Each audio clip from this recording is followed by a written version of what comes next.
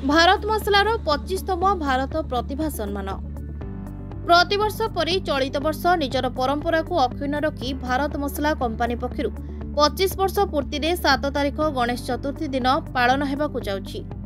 भारत मसला कंपानी परिसर रे विभिन्न प्रतिभा मानकु संवर्धित कराजिबा पई स्थिर कराଯାଇଛି।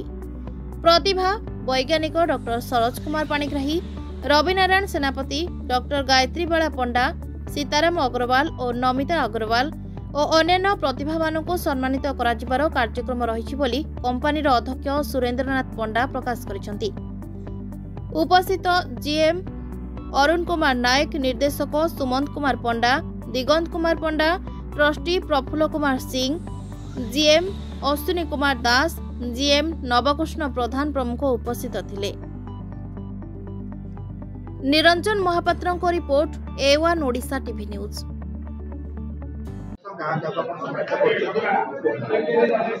आमर भारत प्रतिष्ठा दिवस 25तम एवं 25तम भारत प्रतिभा सम्मान समारोह। तेणु यही पक्षे सर्वप्रथम ओडिशावासी को शुभेच्छा अभिनंदन जनाऊँगी।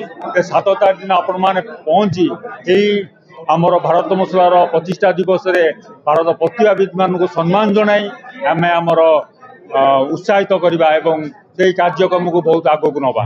तेणु यही अवसर में आम ए वर्ष डॉक्टर सरोज कुमार त्रिपाठी को भारत गौरव सम्मान समारोह सम्मानित करुचु।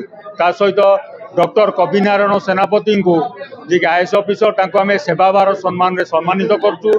ता सहित डॉक्टर गायत्री बाला पंडा विशिष्ट लेखिका कथावार्ता सम्मान सम्मानित आम सम्मानित करूँ। ता सहित श्रीयुक्त सीताराम अग्रवाल एवं श्रीमती नमिता अग्रवाल आम संस्कृति भारत सम्मान सम्मानित करूँ। ता सहित सुश्री विभाराणी पात्र पर्वतारोही आम क्रीड़ा भारत सम्मान सम्मानित करूँ।